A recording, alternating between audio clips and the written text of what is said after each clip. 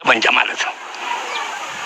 ዝም ብለህ የሞኝ ፍች ሞኛ አንድ ዘፈኑም ይባላል።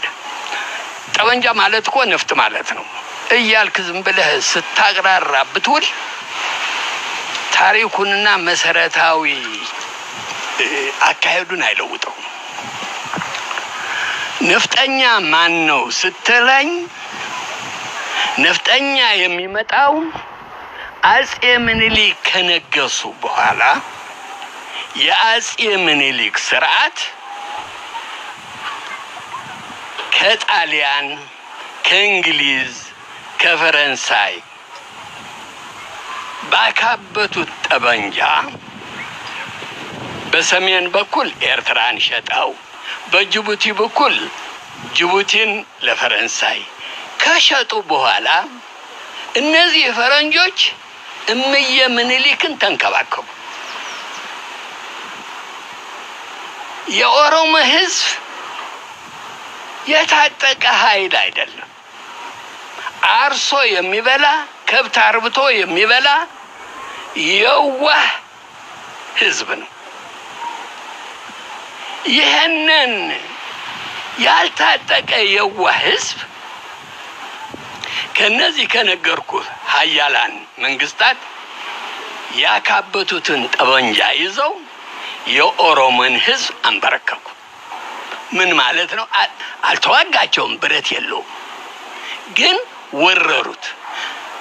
መሬትህ የኛ ነው አሉ። የራስ እገሌ፣ የራስ ዳርጌ፣ የራስ እገሌ፣ የራስ እገሌ ብለው ክፍለ ሀገሮችን የኦሮሞን ክልሎች በሙሉ ተቀራመቱት። ኦሮሞ ገባር ሆነ። ምንድነው ይሄ? አራሽ ስም አለው። ጭሰኛ ሆነ። ጭሰኛ ማለት አርሰህ ያገኘኸው ምርት ለጌታ ታስረክብና ከዚያው ጌታ ደግሞ የፈቀደውን ያህል ይሰጥሃል ለመኖር ያህል። በሚስትህ ላይ አታዝ፣ በልጅህ ላይ አታዝ፣ በንብረትህ ላይ አታዝ። መሬት የለህ፣ መሬቱ የነፍጠኞች ነው። ስለዚህ እንደዚህ ያለ ስርዓት ነው ነፍጠኛ ማለት። ነፍጠኝነት በዘመነ ምኒልክ ብቻ ነው የተጀመረው። ከዚያ በፊት ነፍጠኝነት አልነበረም። የነፍጠኝነት ዝም ብሎ በባዶ የመጣ አይደለም። እግር እየቆረጥክ፣ ጡት እየቆረጥክ፣ አንገት እየቆረጥክ እያስፈራራ እኔ ያየህ ተቀጣ፣ አርፈህ ኑር፣ ካልሆነ እንደዚህ ትቀጣለህ እየተባለ የኖረ የተገፋ ጭቁን ህዝብ አለ። ይህንን እንደ እሬት የመረረ ታሪክ አለመቀበል የአንድነት ጸር ነው። ጀርመኖች እኮ ሂትለር ለፈጸመው በእስራኤላውያን ግፍ ይቅርታ ጠይቋል። ይቅርታ ካልጠየቅ አሁንም ጊዜና ሁኔታ ከተመቻቸ እንደዚያ ማድረግ አልተውም ማለት ነው። ስለዚህ በሰው ቁስል እንጨት ጨምርበት እንደሚባለው የኦሮሞን ግፍ አለመቀበል የኦሮሞ ህዝብ ያለፈውን ታሪክ እንዳይረሳ ማድረግ ማለት ነው። ምኒልክ በኦሮሞና በደቡብ ህዝቦች እንደዚህ ሲያደርግ በትግራይ ላይስ እንዴት ነበር ብለህ ደግሞ ልታያይዞም ይገባል። ምንድነው እንግዲህ ሐማሴን ሰገነይት ሽከቲ ቦገስ አስመራ መሃል ያደረገው ምጽዋ ለጣሊያን ተሸጠዋል። ምኒልክ ይሄንን መሬት ሲሸጥ ከጣሊያን ትጥቅ ተሰጥቶታል።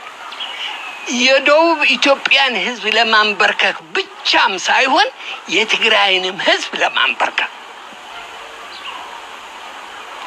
ስለዚህ ምኒልክ ወደ ትግራይ በ1882 በእኛ አቆጣጠር በታህሳስ ወር ላይ ስፍር ቁጥር የሌለውን ሰራዊቱን ይዞ በዘመተበት ወቅት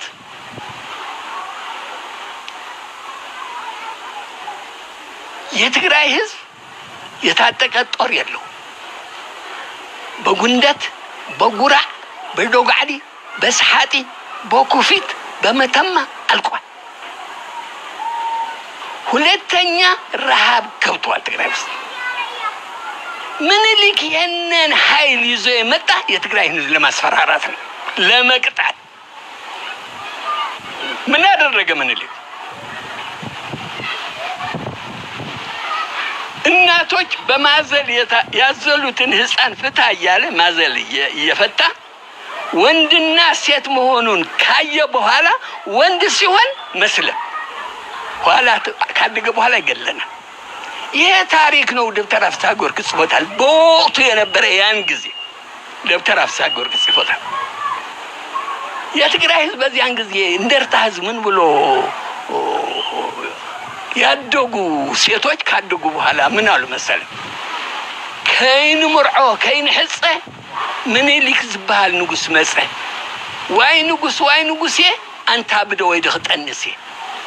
የሚያገባቸው ካጡ በኋላ አድገው የሚያገባቸው ካጡ በኋላ የተናገሩትን ጉርጉሮ ነው።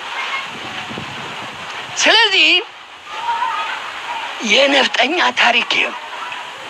የምኒልክ ነፍጠኝነት ኃይለ ሥላሴ ቀጥሎበታል እስከ መጨረሻ። ደርግም ለስሙ መሬቱ ለኦሮሞ ህዝብ ይስጥ እንጂ ሰብል ገበያ በሚል የኦሮሞ ህዝብ ያገኘውን ምርት እንደፈለገ እንዳይሸጥ ለወታደራዊ ዘመቻ ነው የዋለው። ስለዚህ